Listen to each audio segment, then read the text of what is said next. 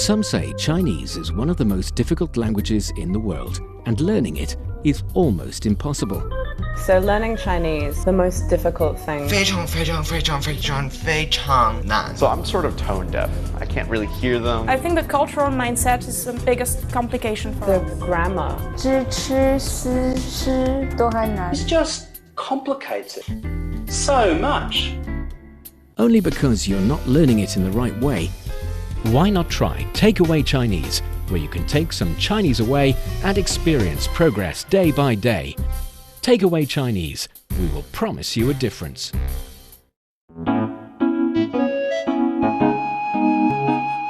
你好，欢迎收听随行汉语 Welcome to Takeaway Chinese. I'm Yǒlín with Georgia Musset for this show. Hello, Georgia. Hello everyone, it's always such a pleasure to be here. It's great to have you here. We talk about a lot of different things in life, the everyday matter. We like to discuss them, and of course, the language we'll need in our daily life. But everyone loves adventure. I was going to ask you, is there an adventure in your life so far that you feel so impressed and you treasure so much and you want to share with everybody? 你有过冒险的经历吗？冒险 adventure. 冒险. Oh, thinking about it, I think the first thing that popped in mind is actually when I did a safari I was on a trip in Tanzania. Ooh. And I think this has been the most fun and also most interesting experience and adventure that I've been on. So I got to see so many wild animals in their natural habitats, which is amazing for me. And so the strange thing is that sometimes when you look at pictures of animals, you don't realize how big they are in real life. And I remember that I was astonished by the size of giraffes, one, and also elephants and so many other animals, and also zebras. They're a lot fatter than a normal horse. I expected them to be slim, but they're not, which I found extremely funny. And yes, I will carry this memory for the rest of my life, I think. Yeah, I understand. And also, I didn't actually have the chance to go safari or to have this kind of encounter with real wild animals, but I would love to. I would put that on the list of the next thing that I would do in one of my holidays, I guess. And it is such an interesting experience. I was wondering, what exactly did you have to do? I mean, do you have to look for these animals, or do you know where they would appear? Do you have a local tour guide helping you to find the trace and then just, surprisingly meet these animals? What was the protocol? For what I know, we were with a local guide, a very classic scene on a jeep. Everyone was dressed in beige, so to say, with a little explorer hat, and they knew at what time animals preferred to go out and if they were spotted at certain times. For example, they told lions we should wait to visit and see from close distance lions, because once they eat so much that they just can't get up, and so they just lie flat on the ground for days. And so, for example, in this case, lions have been spotted. They know we can go there, be safe, because they physically can't get up because they ate too much. Sounds like what I would do. Eat too much, cannot get up. Yes, and so I know that they spot them and they know what time and which pattern they choose to go, and so it wasn't a casual encounter, I would say. Very interesting. But you can only do that with certain kinds of animals. For example, there is this one type of animal that if you really want to see them with your own eyes, you would have to look for them. And I'm talking about Asian elephants, 亚洲象。亚洲象大象. Yes, 亚洲象, Asian elephants. You can call them 亚洲大象 as well. 大象 is the kind of two-syllable word that Chinese people prefer. But if you put them together as Asian elephants, 亚洲象 would simply do 亚洲象. And the reason we're talking about this theme is because some of our very talented and also very lucky colleagues have been on this journey to search for Asian elephants. And in today's episode, we'll find out whether or not they've seen Asian elephants with their own eyes. So, if you're interested in Chinese culture, and in this case, Chinese nature, and you want to get a grip on the Chinese language, then this is the show for you. Stick with us for 30 minutes, and you'll soon see the rewards. And for more fun Chinese learning, follow our Facebook page, Learn Chinese, to watch many fun videos and live streams. But now, let's provide you with some free Chinese to take away.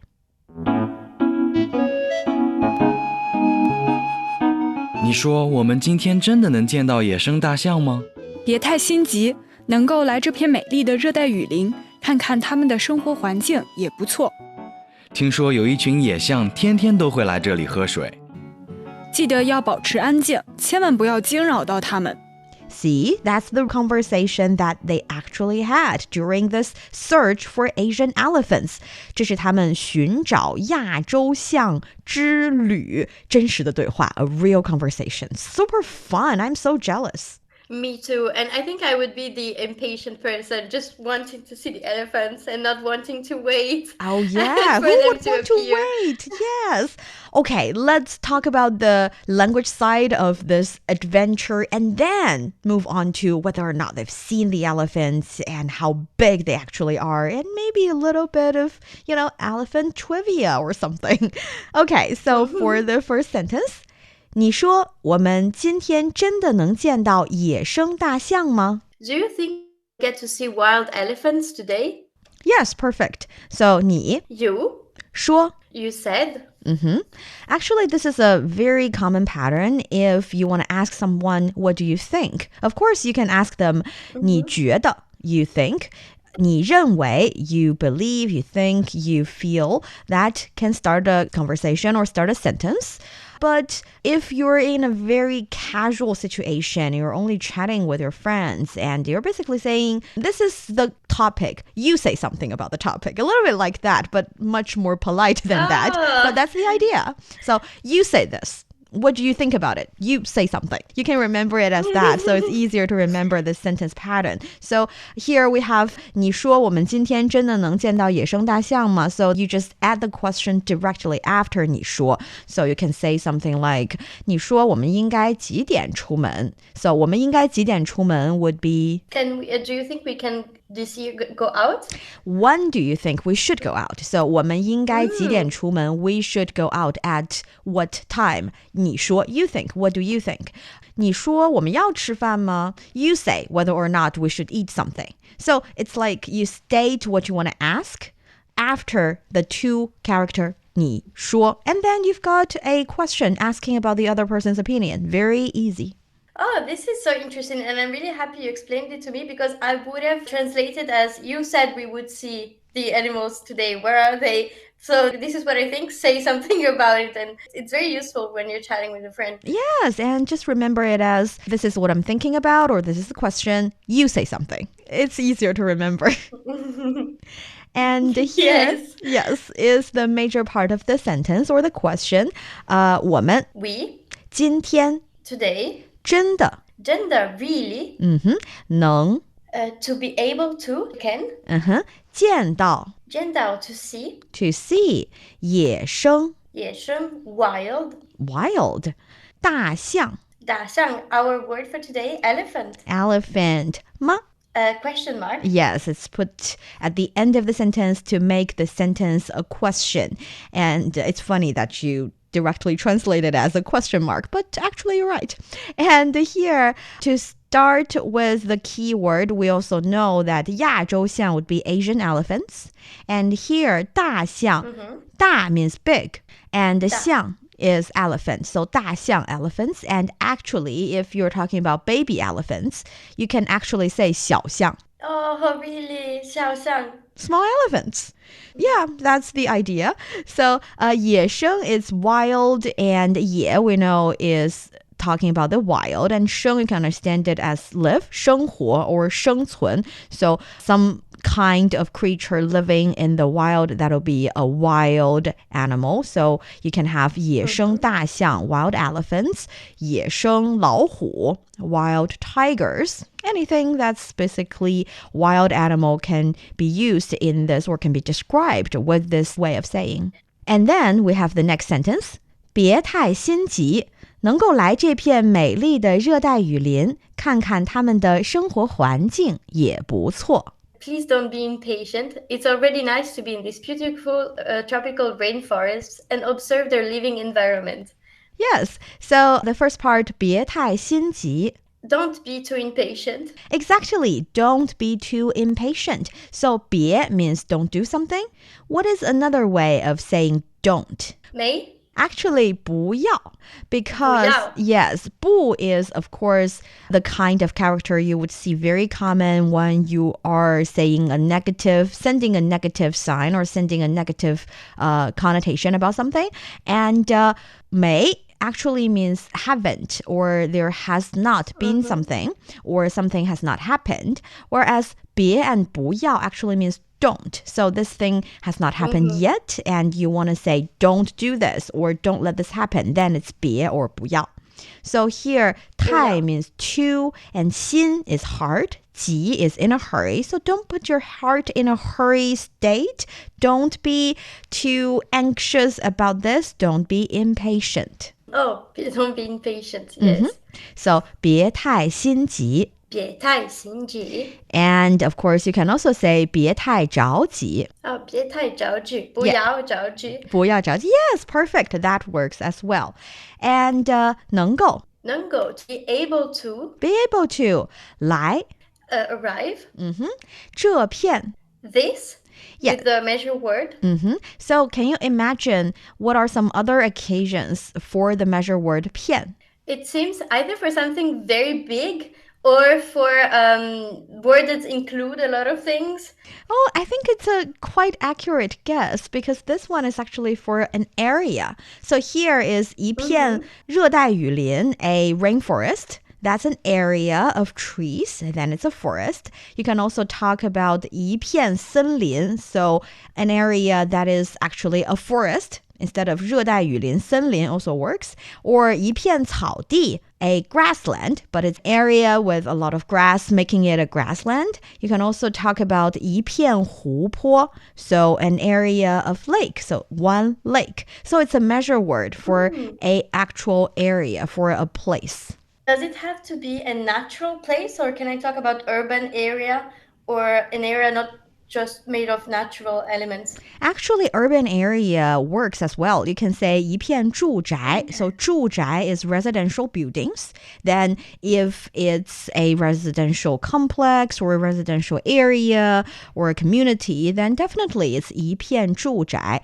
Or maybe 一片办公楼, so office building. An area of office building, then this several blocks are office buildings, then you can talk about 一片办公楼. So yes, both natural areas and urban areas. And you measure word. Yes. 美丽. 美丽 beautiful. 热带雨林. Tropical rainforest.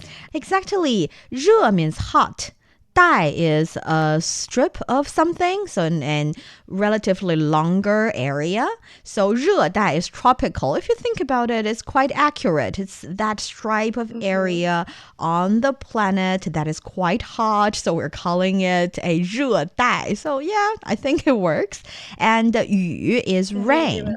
Yes, and 林 森林 forest, so tropical rainforest, precisely 热带雨林. Yǔlín, especially Yǔlín, in my image of rainforest, I've never been, but it's this, I always see images of raining and so much humidity, so it really makes sense. Yes, and 看看. 看看, to be able to see, observe. 他们. There. 生活环境, 生活. Living, 生活 living. 环境. 环境 environment. 也不错. 也不错, it's also not bad. Also not bad, yes. And then, 听说有一群野象天天都会来这里喝水. I heard that a group of wild elephants come here every day for water. Yes. 听说. I heard that.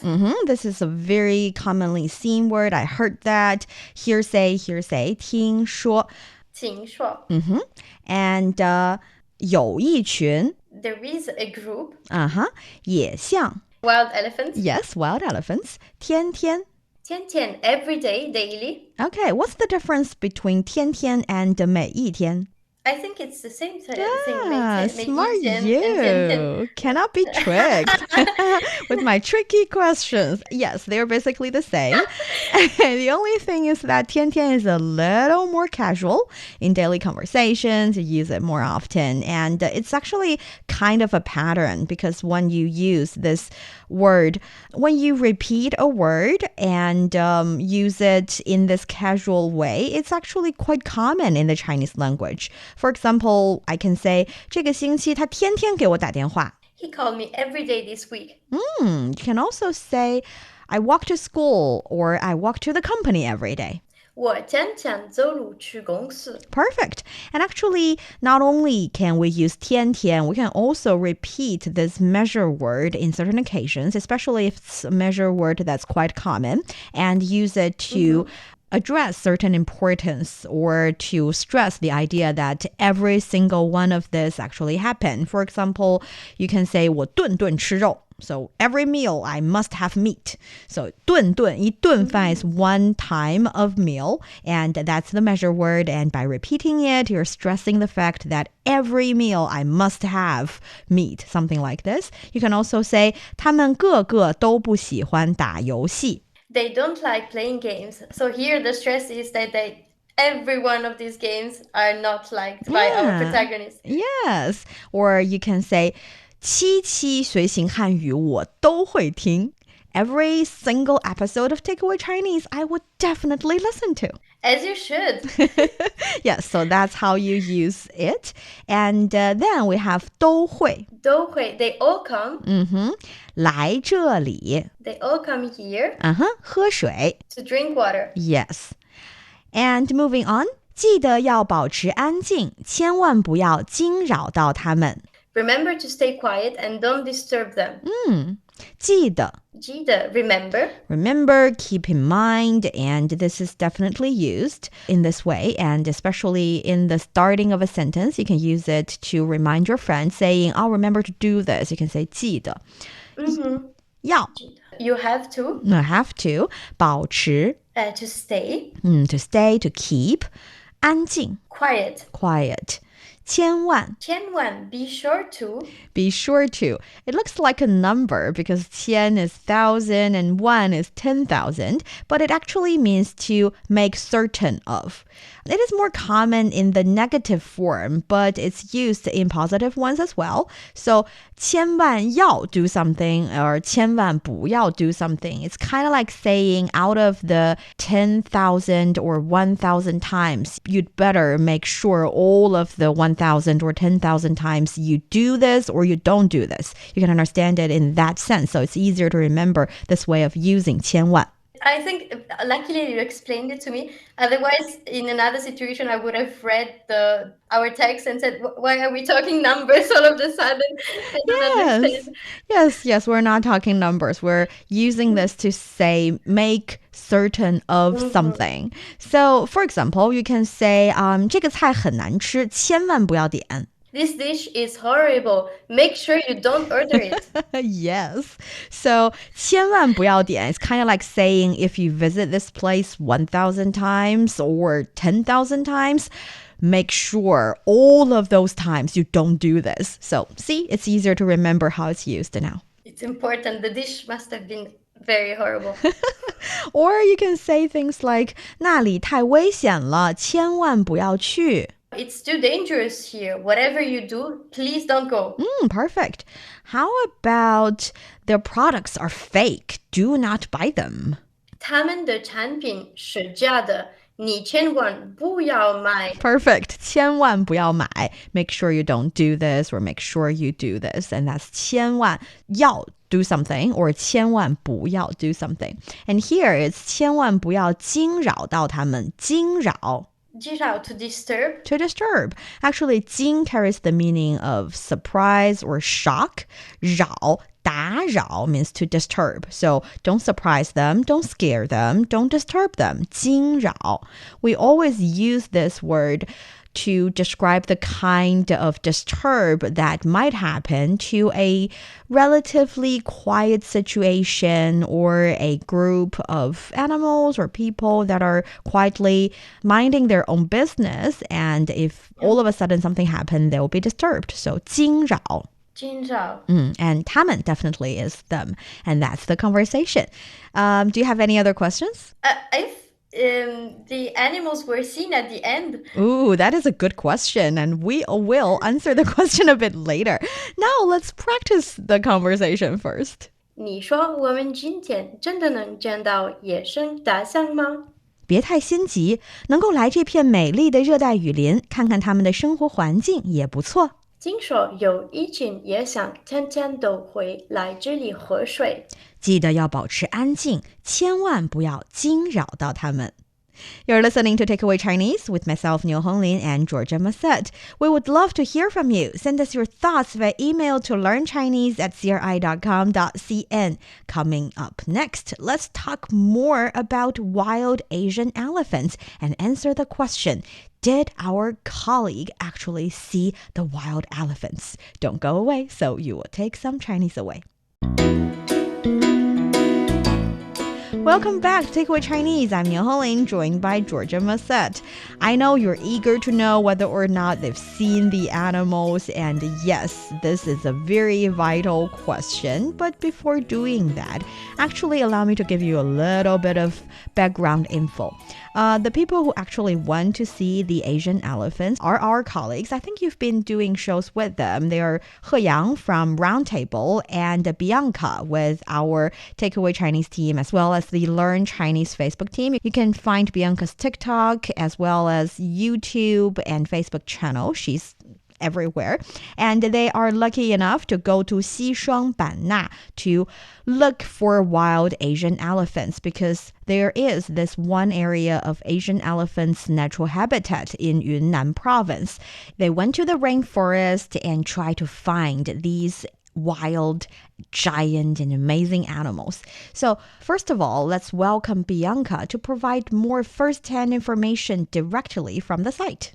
Greetings from the Wild Elephant Valley in Xīshuān, Yunnan. I'm Bianca, and tonight marks my final opportunity to witness the majestic wild Asian elephants in their natural habitat. There are approximately 300 to 400 wild Asian elephants scattered across China, primarily thriving in Yunnan.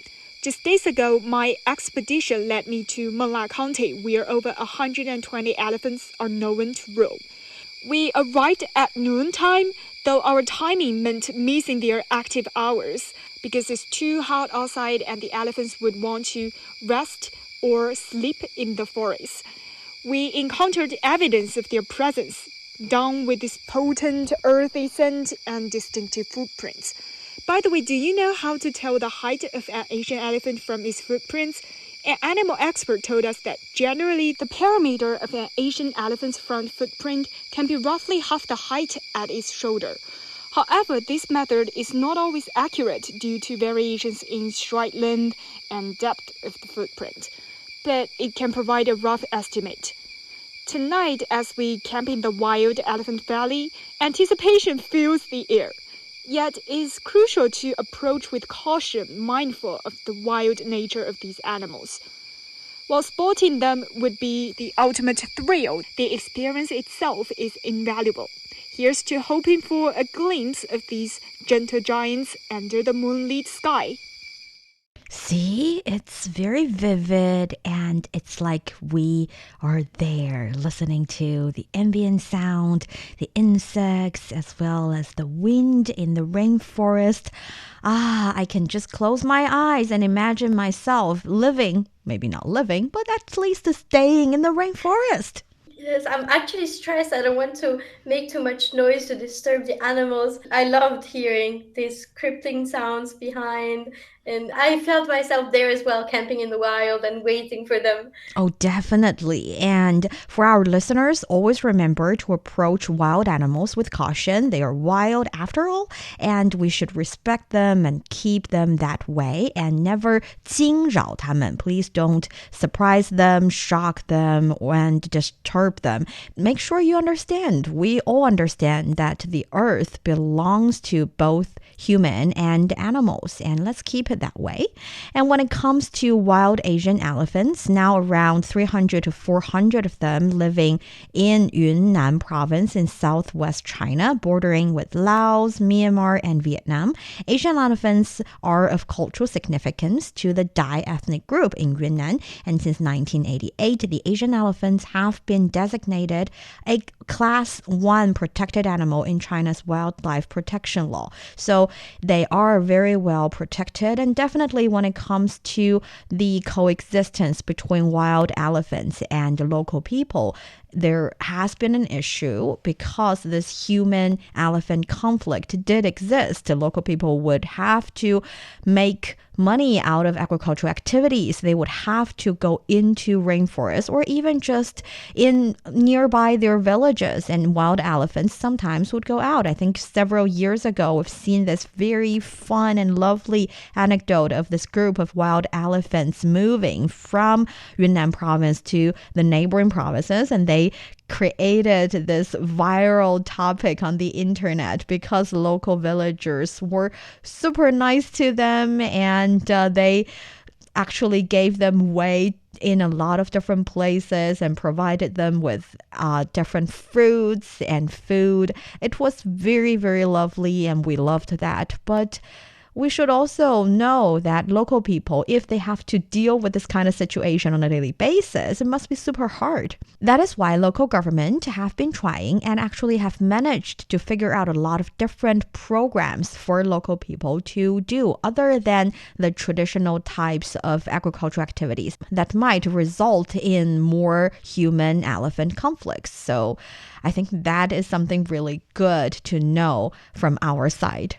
I also think this, and it's very important, as you mentioned, to live in harmony with the animals surrounding us. But sometimes, especially for elephants, it's the size maybe that's a little difficult to take into consideration. So it's important to study in-depth program and how to live together, because they're very peaceful animals, but at the same time, we are so much smaller, and it's important to take this into consideration. Oh, definitely. Actually, from 2000 to 2005, local communities were supported in transitioning to growing alternative crops that are economically valuable and unfavorable to elephants, so that elephants would not go and eat their lovely fruits or crops that they want to sell.